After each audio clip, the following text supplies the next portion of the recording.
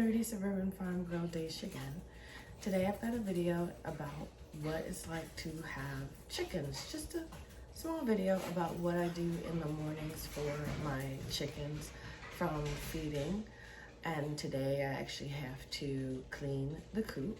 So join me today while I go and feed the chickens. With my chickens, I give them a fermented chicken feed. And what that means is I mix the food with water and let it sit for 3 to 4 days so that it expands. Fermenting your food allows for it to build the nutrients in here, so it's a much healthier way to feed their chickens. So this will sit, like I said, about 3 to 4 days on the counter. I have a piece of cheesecloth on the top, and I try to save the liquid that's in here.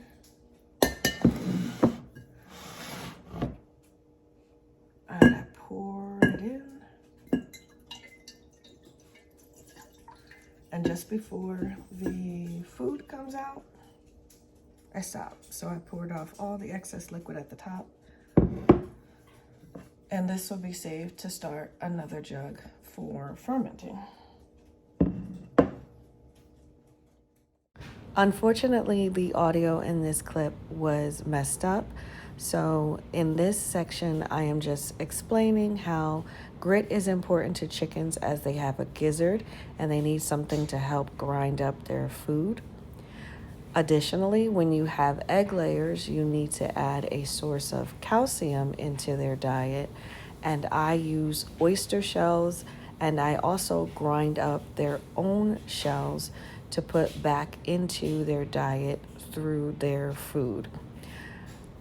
Once I've poured out their fermented feed, I then go back in and put a couple of scoops of each into the wet mixture and stir it up.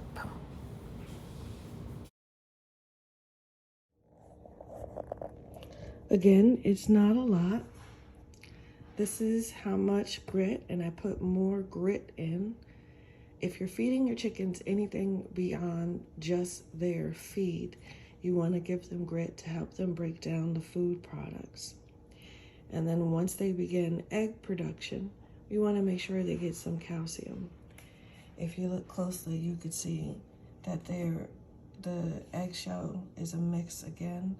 It's got the oyster shell and it's got their actual eggs in it. I'm going to mix this. Just roughly mix it in. Doesn't need to be pretty or exact. They're gonna peck this and get this all over anyway. Mix it in and it's ready for me to take to the chickens.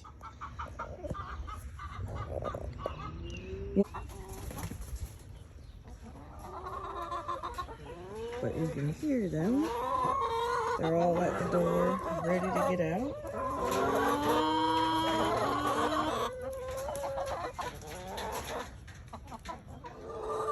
I regularly joke that having chickens means that you have to get used to hearing curse words, because these chickens have something to say when things don't go their way.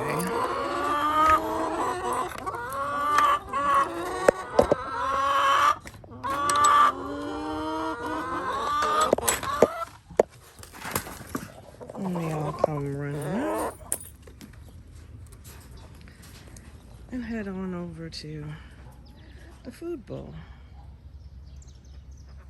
What?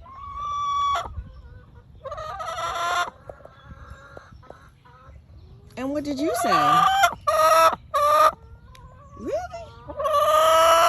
Wow.